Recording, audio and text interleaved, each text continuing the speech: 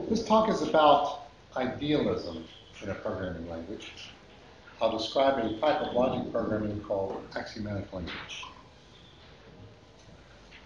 So, what is the ideal programming language?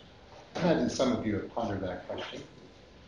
Some would say that natural language would be the ideal language if we could talk to our computers, talk to intelligent computers.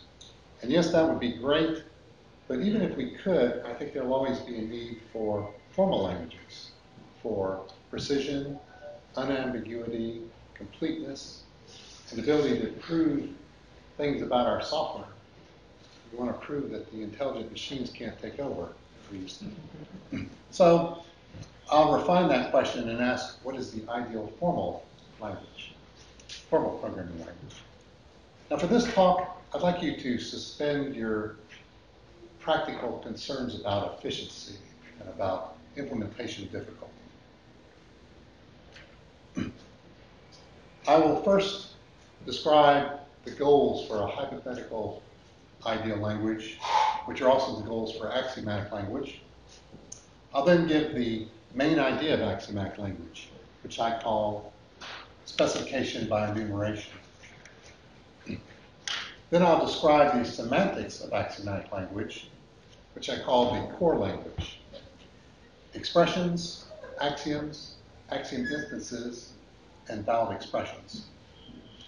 I'll then describe syntax extensions, which are defined on top of the core language, and then give some examples of the language. And then I'll try to argue the software engineering benefit of the language. If you're going to propose a new language, you should be able to make a case for it. And finally, I'll summarize with an overview of the attributes of the language. So, what should the goals be for an ideal formal language? Well, here are my goals, and see if you agree with them. My first goal is that the language should be a pure specification language. You tell the computer what to do without telling it how to do it. Now, I suppose the evolution of programming languages have been toward increasing specification. Compilers assume more and more implementation details like memory allocation. The goal here is to jump to the endpoint of that evolution, where the user simply defines the external behavior of a program without having anything to say about the internal processing. But that means you need a really smart implementation that can understand the user's specification and automatically generate an equivalent efficient program. And that program synthesis problem has not yet been solved in general. My second goal is that the language should be minimal. Programming languages can be big and complex with lots of built-in features, or they can be small. And you add features by writing them in the language and providing them in a library. How many of you favor minimal languages? Let's see if your hands coming up. Well, axiomatic language is minimal to the extreme. Nothing is built in that can be defined. So arithmetic is not built in because it can be symbolically defined. I see elegance in reducing language to its most fundamental core. Of course, any minimal language must also be highly extensible so that those features which are not built in can be easily defined. Now, if you start talking about a single ideal language, someone's going to speak up and say that there is no such thing, that different languages are suited to different problems, and maybe the different programmers. And that's a true statement. I agree with that statement. But I would argue that a single ideal language may be possible if it's a metalanguage, a language in which you can define the features and constructs and even new paradigms of other languages and use them without leaving the original language. Such a language would be able to incorporate the expressiveness and specification advantages of other languages. It would effectively subsume other languages. And finally, I have the goal that the language should be beautiful. People say that Lisp is beautiful. How many of you think that Lisp is beautiful? See beauty in Lisp? Yeah, a few guys coming up. Well, I think Axiomatic Language is beautiful for much the same reason. It avoids language ugliness. I guess some of you have on occasion encountered language ugliness.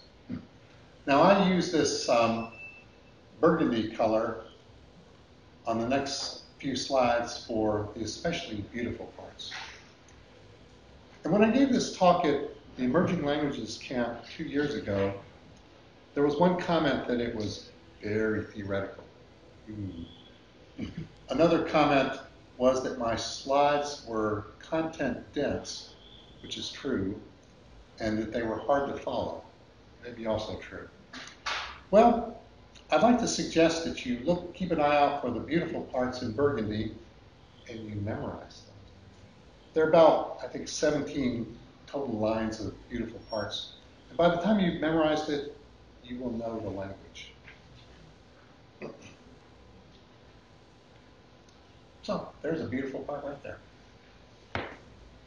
Axiomatic language is based on the idea that the external behavior of a function or program, even an interactive program, can be represented by a static, infinite set of symbolic expressions. And these expressions enumerate all possible inputs or sequences of inputs along with the corresponding outputs. Suppose you want to specify the concatenation function. Well, you can do it by expressions of this form. Here you have your two argument sequences and your concatenated result sequence. And your infinite set of expressions for the concat function would look something like this. You'd have the case of two empty argument sequences, and which result in the empty concatenated result. And somewhere in our enumeration, you'd eventually get to this example where you have two non-empty sequences and their result. And in this enumeration, you'd have examples where you have sequences containing nested sequences and so forth. But I would claim that that infinite set of expressions specifies this concatenation function. Let's say we want to specify a program that reads an input file and writes an output file. Well, that could be done by expressions of this form, where input and output are symbolic expressions that represent those input-output files. And you would have one of these expressions for every possible input file. And then for that, each input file, you'd have your corresponding output file. Let's say you want to specify a program that reads, let's say you're talking about programs that read and write input text files or read and write text files. Well, an example program would be the program that reads an input text file and writes the lines of text sorted. And that could be defined by an enumeration like this. One example input file would be the empty input file. And the corresponding output file would also be empty. And then eventually in our enumeration, we have this example where this represents a 3-line input file, and you'd have the corresponding output file where the lines are sorted. So, and you can imagine having a enumeration for all possible input text files represented by these symbolic expressions. So my claim is that that infinite set of expressions specifies this sorting program. And it does it without giving a sorting algorithm. But what about an interactive program? How can a static set of expressions specify an interactive program? Well, you can have expressions such as this. Okay, let's simplify this and say that our interactive program simply reads and writes lines of text in a text window. So to specify such a program, you could have an expression like this, where outs is a symbolic expression that represents 0 or more lines typed by the program. N is a symbolic expression that represents a single line typed by the user, ending with the enter key. So one of these expressions records a possible execution history of that program based on the inputs that the user typed at any given point. And if you have an infinite set of those expressions for all possible inputs that the user might type, then I would argue that that static infinite set of expressions specifies this interactive program. As an example, let's consider a simple program that simply reads the user's input line and writes it out in reverse. So we would have an expression for each possible execution of that program, each possible execution history of that program. Here's one example. The first line simply is the computer writing out an instruction, an introductory line. Then the user enters an input line, the program writes it out in reverse, another input line, program writes it out in reverse, and so forth. Eventually, the program enters an empty line, which tells the program to halt. And the program writes out a final line. And you can imagine having expressions such as this for all possible inputs that the user might type at any given point. And my claim is that that infinite set of expressions specifies this interactive program.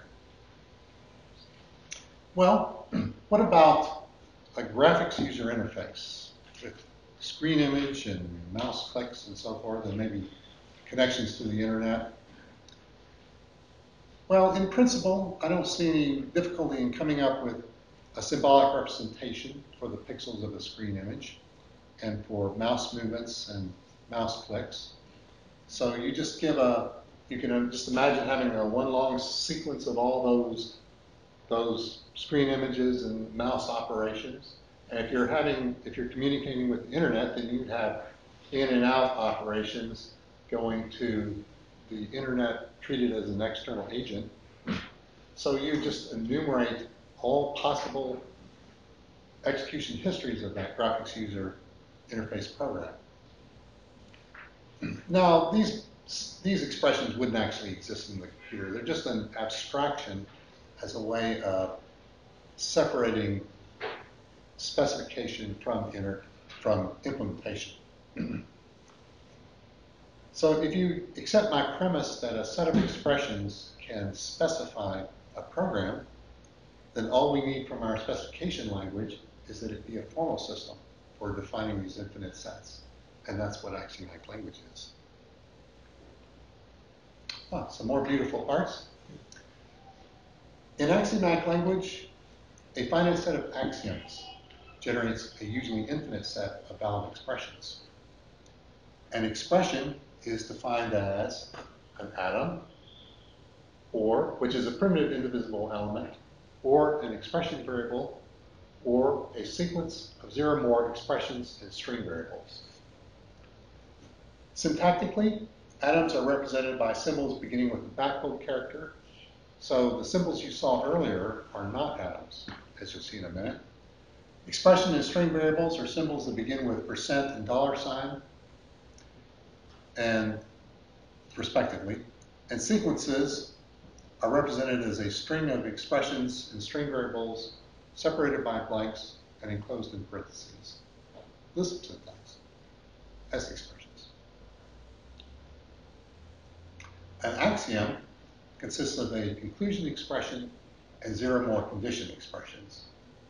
And I use prologue-like syntax here where the conclusion expression comes first, followed by the conditions, which may occur on multiple lines.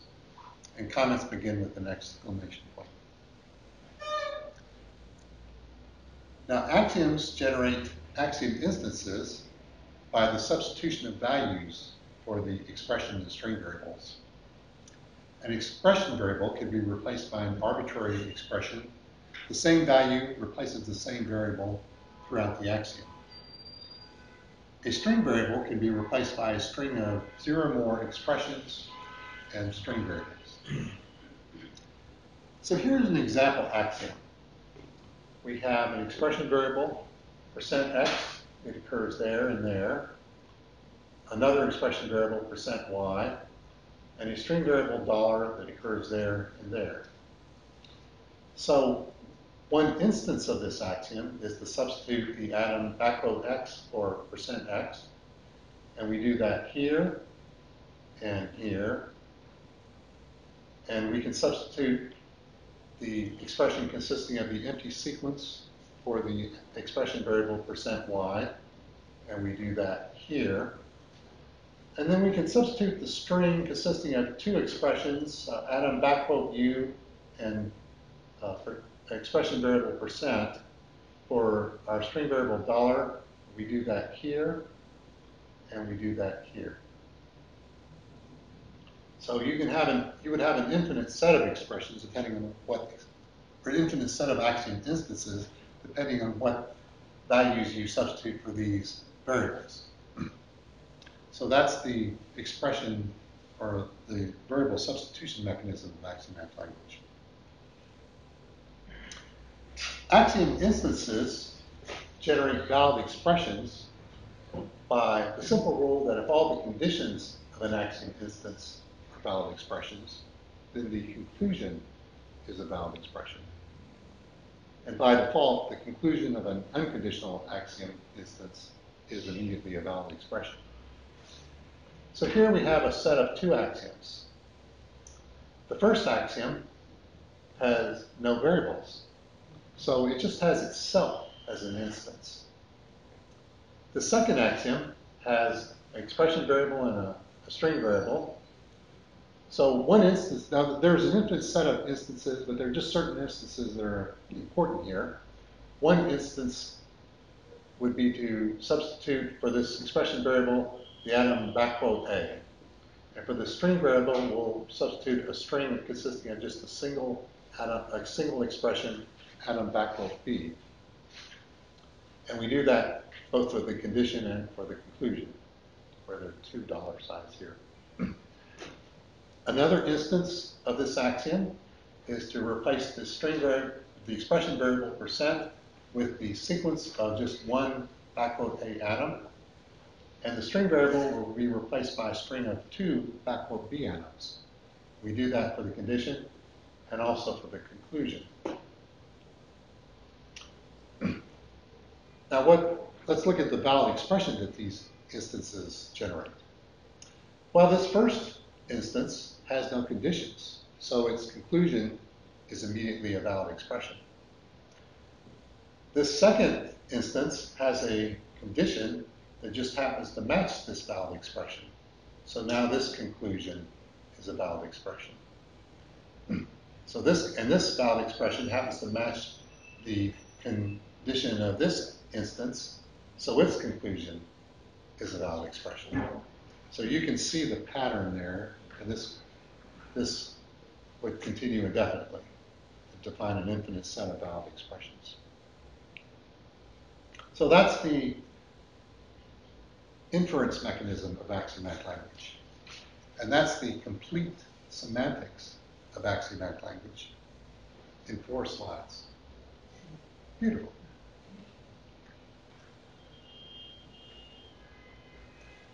So if you've been introduced to Prolog, you've probably seen how you can define natural numbers in their arithmetic symbolically.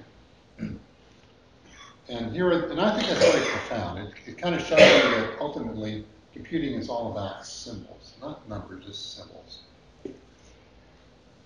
So here are those axioms represented in those definitions represented in axiomatic language. We have these two axioms that define the set of natural numbers. This first axiom can be read as saying that 0 is a natural number. The next one says that if something is a natural number, then the successor of that something is a natural number. So together, these two axioms generate these valid expressions. The first one says that 0 is a natural number. The second one says that the successor of 0, or 1, is a natural number. The third one says that the successor of 0, or 2, is a natural number, and so forth. Gives you the complete set of natural numbers.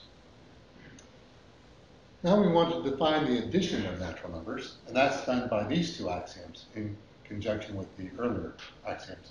This axiom here says that if something is a natural number, then that something plus 0 gives you that something. The second one says that if argument 1 plus argument 2 gives argument 3, then argument 1 plus the successor of argument 2 gives the successor of argument 3.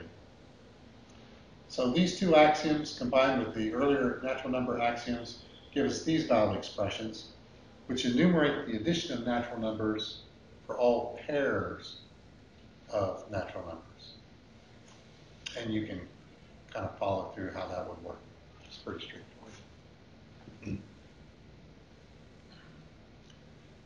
So the expressiveness of axiomatic language can be enhanced by defining some syntax extensions on top of the core language. We're not adding to the semantics of axiomatic language, it's just a syntax convention. A single character in single quotes is equivalent to writing this expression, which gives the character code using these bit atoms. And if you like Unicode, I suppose you can do that too. And this is useful for defining character utility functions, which is not built in. A string of characters in single quotes within a sequence is equivalent to writing those characters separately in that sequence. A string of characters in double quotes is the sequence of those characters. And a symbol that does not begin with one of the special characters you've seen so far is syntactic shorthand for this expression, which gives the symbol as a character string. And you also have this atom, which is just represented by the backbone character. And this is useful for defining decimal number representation, which is not built in.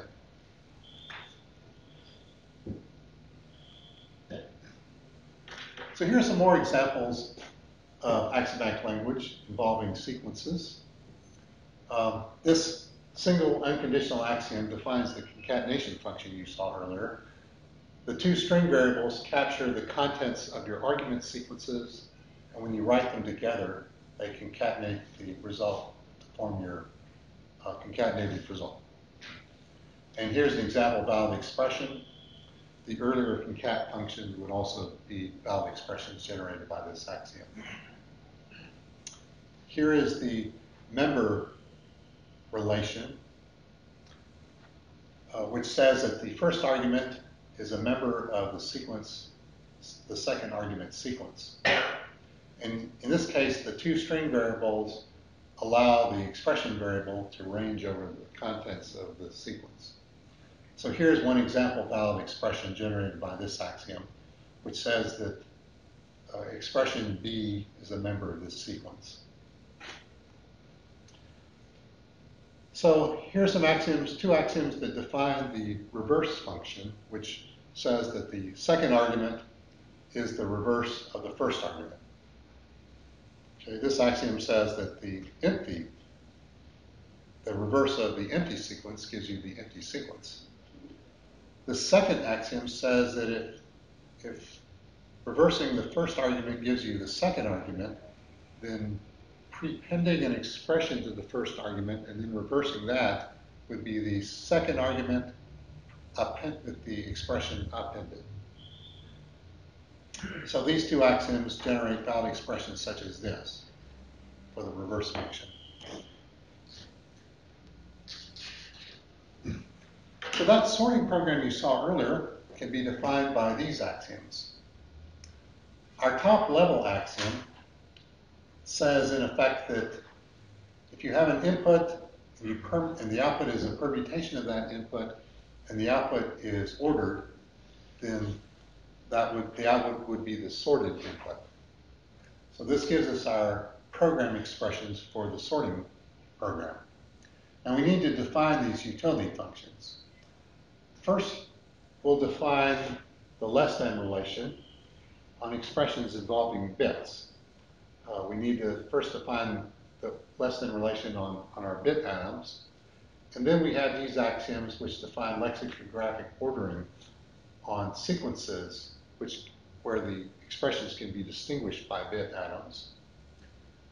And then we define our less than or equal to relation from our less than relation.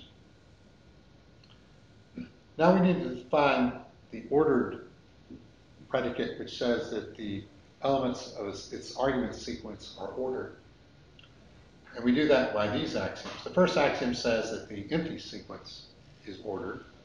The second one says that a sequence consisting of just one expression is ordered.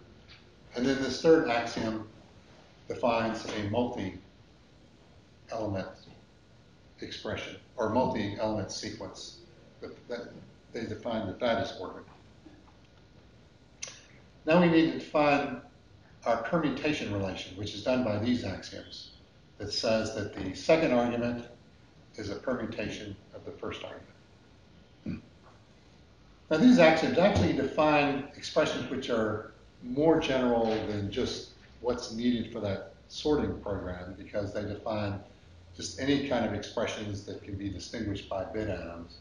But those extra valid expressions could be ignored because they wouldn't correspond to input text files.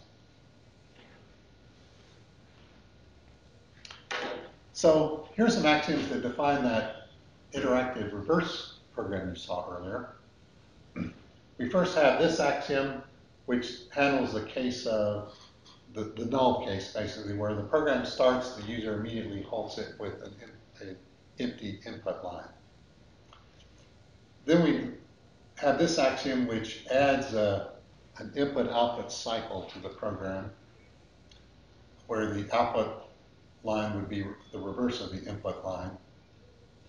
And we need to specify that this input line is non-empty, so it would not halt the program. And we do that by using this identical expressions relation. And we're basically saying that input is equivalent to a sequence with at least one expression.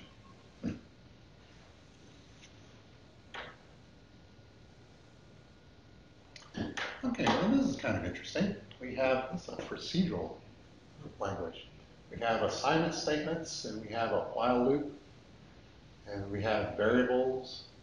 We even have variable declarations of sort.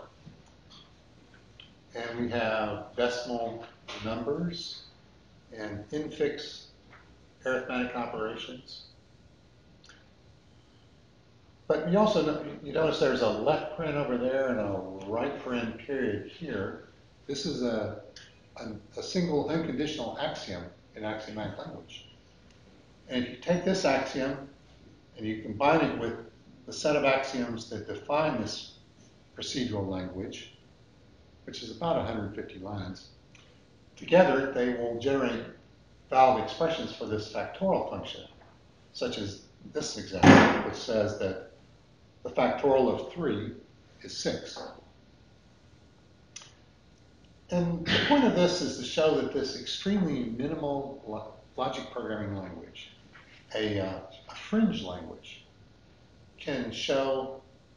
allows one to define a very familiar looking procedural language, something that mainstream programmers would be comfortable with.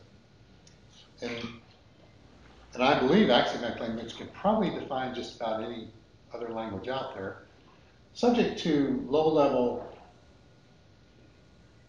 syntax constraints such as needing spaces between tokens and other constraints on special characters. And on the website, there's an example of Lisp-like expression evaluation. So the goal with axiomatic language is to be basically a universal language that can subsume other languages. So what would be the software engineering benefit of axiomatic language? Well, I would argue that specifications should be smaller and more readable than algorithmic code. An algorithm defines the internal processing and implicitly defines the external behavior. A specification in axiomatic language just defines external behavior. So it's a proper subset of that information. And presumably it should be smaller, less information. I would also argue that specification definitions should be more reusable than algorithmic code that's constrained by efficiency. I don't know about you, but when I'm programming, I'll often see examples of common patterns that occur in different programs. And you realize, I could do a module such that I could reduce this code to just an instance of that pattern.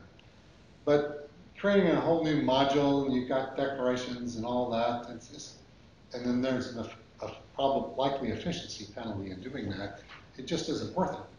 But if you're talking about definitions, it doesn't matter to define things. We'll assume that our hypothetical implementation can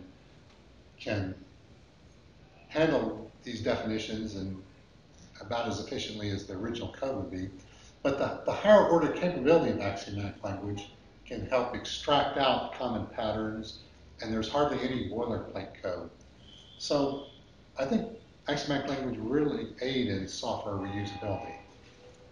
So smaller code size should yield greater programmer productivity. Now the extreme simplicity and purity of the language should make it well suited to formal proof. And proof would be used to guarantee equivalence between the user specification and the generated program. But you also need to get your specification right.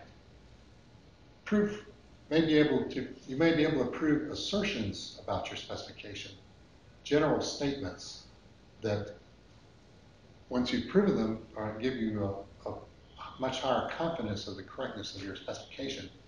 And this can be more powerful than just testing specific inputs. So I think there's a good potential for greater software reliability.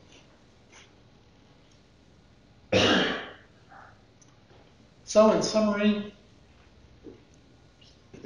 some of the attributes of the language include its goal of pure specification. I think that's what declarative programming should be. It's a very idealistic and ambitious goal, and it requires solving the program synthesis problem, synthesizing efficient programs automatically from pure specifications, and that can be considered a grand challenge of computer science. The language is minimal to the extreme, if you like that sort of thing. The language has simple, clear semantics. It doesn't have the ugly, non-logical operations that Prolog has. It also doesn't have built-in negation as failure that Prolog has. But I think the metalanguage capability of axiomatic language would allow you to define it whenever you wanted it. There's also something that's on the website that I'm not going to get into. It's called extended axiomatic language. Regular axiomatic language, you're defining a recursively enumerable set of valid expressions. But when you specify the set of valid expressions, you are simultaneously specifying the complement of that set. And extended axiomatic language allows you to use that complement to define things.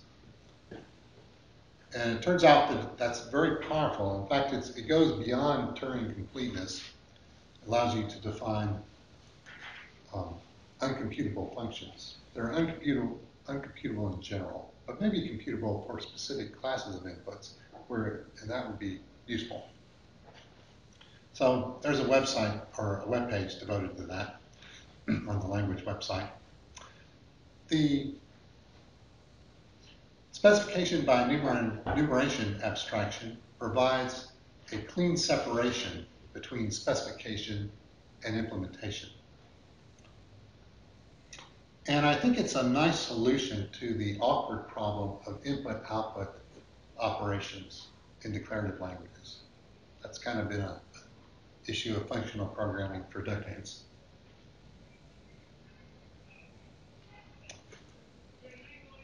I actually don't have higher order examples in these slides, but there's examples on the website.